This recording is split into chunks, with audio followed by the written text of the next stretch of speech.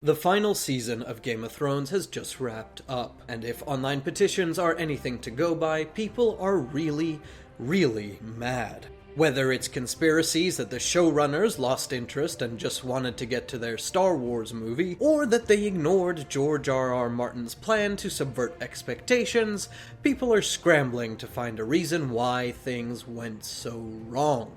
But I think the true reason is much simpler than any of that. The real reason that many people are leaving the final season of Game of Thrones disappointed is the simple fact that ending a series in a way that makes everyone happy is actually really hard. Even endings as widely acclaimed as Endgame or Harry Potter have their detractors. There are quite a few people out there who are pretty disappointed in Thor's arc, or at how Harry's last scene in the series is spent calling an emotionally abusive racist potions master the bravest man he knew. The point is, even in a series where the feeling around the ending is overwhelmingly positive, there are still issues. And so I wanted to take a look at why. What is it that makes endings so hard to write? And just as importantly, what makes us as audiences so hard to please when it comes to the final chapter of a series? So let's start off with that audience perspective and dive into an issue any long-running series eventually encounters: fan ownership.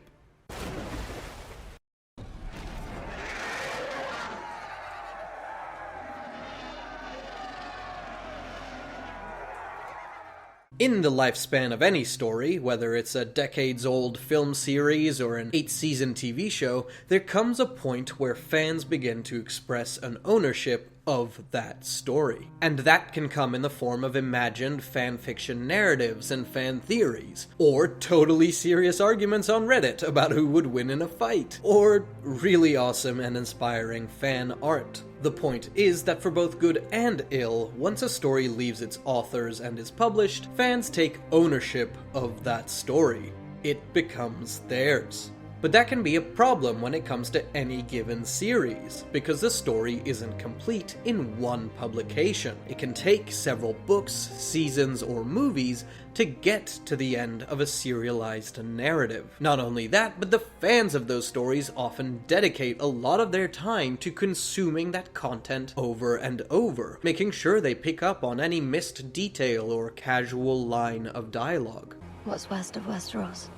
That dedication means that fans can actually get to know the dusty corners of a story at a greater level of detail than even the people who made it. So ultimately, that's why a lot of fan theories get convoluted, and the longer a series goes, the more and more convoluted those theories can become. And the more complicated a theory is, the more time and energy fans have had to put into it. All their reasoning and research was driven by dedication to a story that they loved, and so they invest a huge amount of their free time into exploring those theories. When the actual answers are much simpler or less connected than they'd expect, it's understandable that they would be unhappy. They feel like their investment was wasted. They invested all that time and energy, and in the end, it amounted to nothing. The actual custodians of the story had something else in mind, and whether or not it's justified, that causes fans to feel like their story, the right story, was taken away from them. And that's not just evident when it comes to fan theories. If you take a look at the ending of Mass Effect 3, you get a clear picture of an ending shaped by writers whose view on the central theme of the series varied greatly, with a theme many fans had come to see. To many, Mass Effect was a series about diverse, disparate cultures and characters coming together, and through unity, they could solve anything.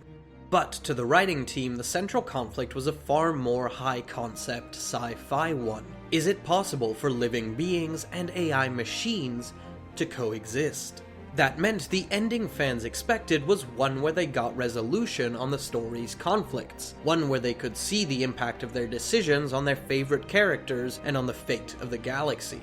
Instead, we got a philosophical chat with an AI, and then one of several very ambiguous, barely different resolutions. fan-driven themes didn't match those that the writers actually chose to focus on. We can even pop back to the video that kicked off my whole little adventure here on YouTube, How I Met Your Mother, where the writers decided to tell a story about the changes and challenges that living a life can throw at us. Many people just wanted an ending that celebrated Ted finally meeting the mother. And so when we don't get what we want, we get mad and we sign online petitions. Or we come to a consensus that the reason we're not happy with an ending is due to bad writing. A piece of criticism that is so vague and so broad that it is utterly meaningless. And given how often I've seen backseat writers hurling that criticism at the Game of Thrones writers across all of the social media platforms over the last month, I guess mindless negativity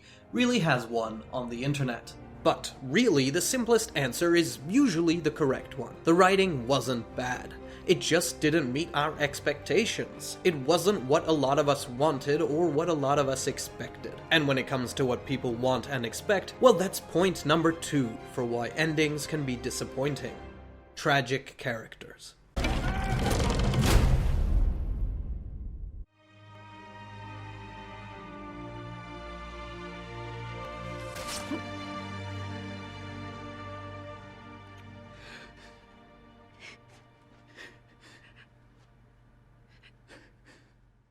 Jaime Lannister.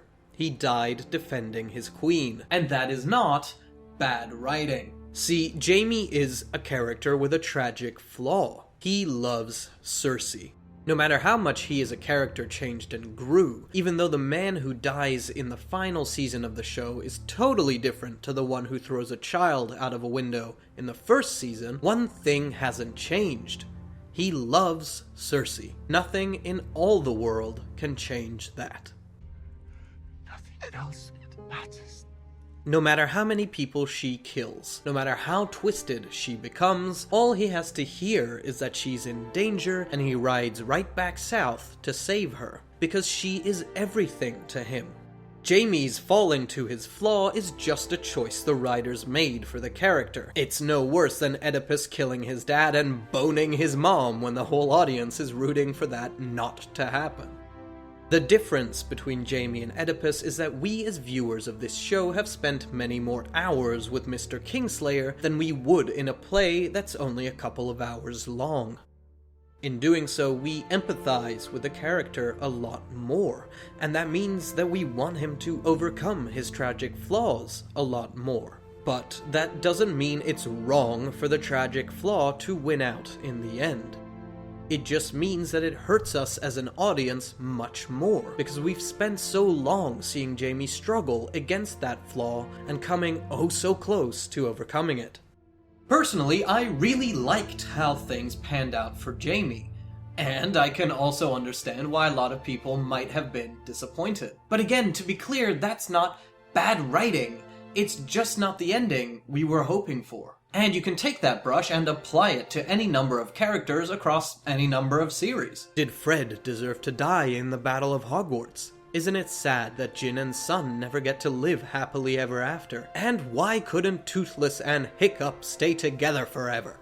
The characters we love don't always get what they want, or even what they deserve. And that stings all the more when a series is ending, because of how final that decision is. There is no next season where they can pull it all back. It's over. Which means that if those characters in question are some of your faves, well, you're probably not gonna be a very happy camper when the credits roll.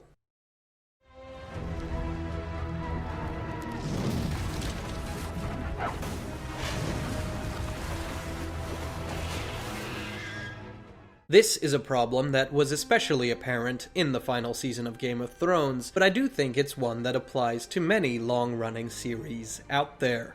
By the final chapter of a series, the characters have often advanced well beyond where they were when we first met them, and that means that things that used to take a long time, or moments that used to be filled with tension, now simply aren't. Instead, the rules of the narrative bend to the power of the characters. Let's take Arya for example. If you think about everything Arya went through and all the training she got, of course it makes sense that she could stealth jump to the Night King and deliver a killing blow. But even though I felt like this was an amazing moment, I can understand why it might feel dissonant to others. Game of Thrones was a series where going up against insurmountable odds, like a hero, meant you would die. But that is not what happened here. Even though for me the years of build-up justified this moment, you can definitely point to past examples of combat in the show and say that it doesn't hold up. And that's a common trope in many stories. In Harry Potter, Gringotts Bank is meant to be one of the most secure places in the entire wizarding world. But in the final book of the series, 3 teenagers using a potion they've had since they were 12 and a curse they learned in year 4 managed to infiltrate it and escape without consequence. And in Avengers Endgame, characters whose minds were totally blown by a flying aircraft carrier in Avengers 1 seem totally unfazed by the fact that they can now space travel, and the 2 least powered heroes manage to fly a spaceship without any training at all. Why does this undoing of previous world building happen in final seasons, books, or movies? Well, it's because of character. Compare it to a video game. When you first start and you're only level 1, fighting a single wolf can be a moment that is filled with tension. But over time, you grow and improve, and by the end you're destroying entire packs of them without even breaking a sweat. The only way to challenge you is to stop using wolves, and instead send some power-crazed demigod your way. And it's the same across mediums. In the first few seasons of Game of Thrones, or even Lost, it made sense that traveling could take up a whole half season. But by the time the characters become power players in Westeros or on the island, traveling doesn't have as much tension. It's not an interesting obstacle anymore, so the writers either have to fast forward through it, or throw in surprise iron fleets to make sure that characters still don't feel safe. So, if we go back to Arya, her moment of triumph against the Night King is earned. Yes, she used to be much more challenged by having to fight even one man, but that is the point. She grew, and she wiped out waves of whites all on her own. What's the only challenge left for a character like that? One who for the entire series has trained to be an unmatchable assassin. Well, it's to close brown eyes, green eyes, blue eyes. Beats like these can fly in the face of previously established rules, but they show how far our characters have come. They have grown to the point where they get to break the rules, and I guess you're either okay with that, or you're not.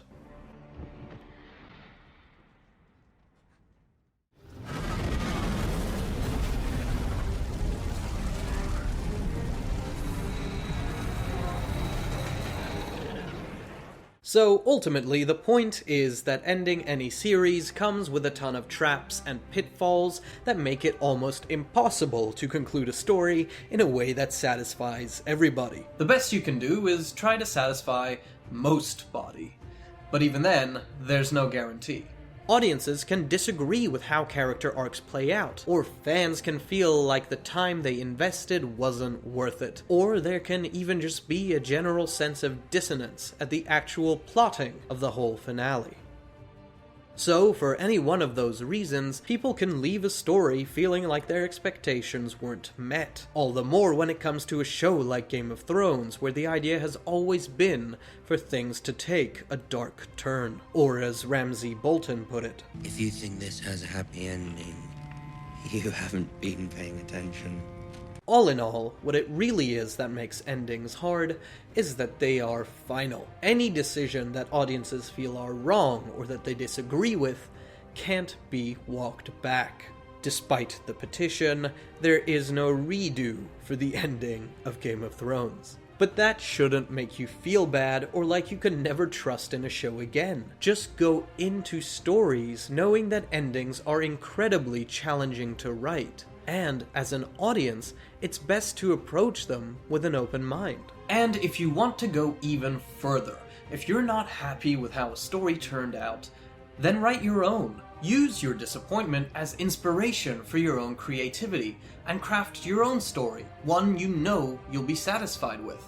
After all, you're writing it. There is quite literally no limit to the amount of stories we can tell, and the more voices we have out there, the brighter a place the world will be. So don't let the ending of Game of Thrones be the end to your passion for storytelling. Get out there and blaze your own path.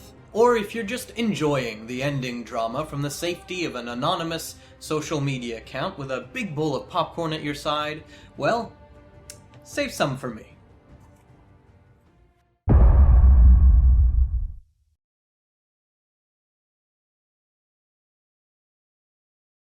Guys, I've seriously been thinking about doing a sequel to my How I Met Your Mother video about why I love the ending of Lost.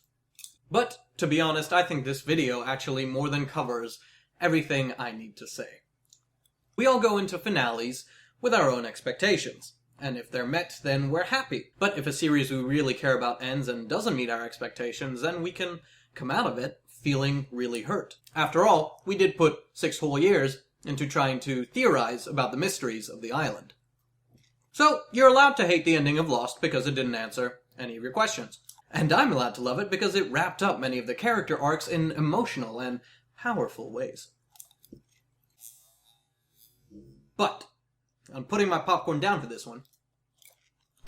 Just to clear it up, once and for all, no, they were not dead the whole time. What had happened was, in Season 5, Sawyer, Juliet, and a whole bunch of others get sent back in time through some weird island shenanigans, and so they have to try and stop the plane from ever crashing on the island.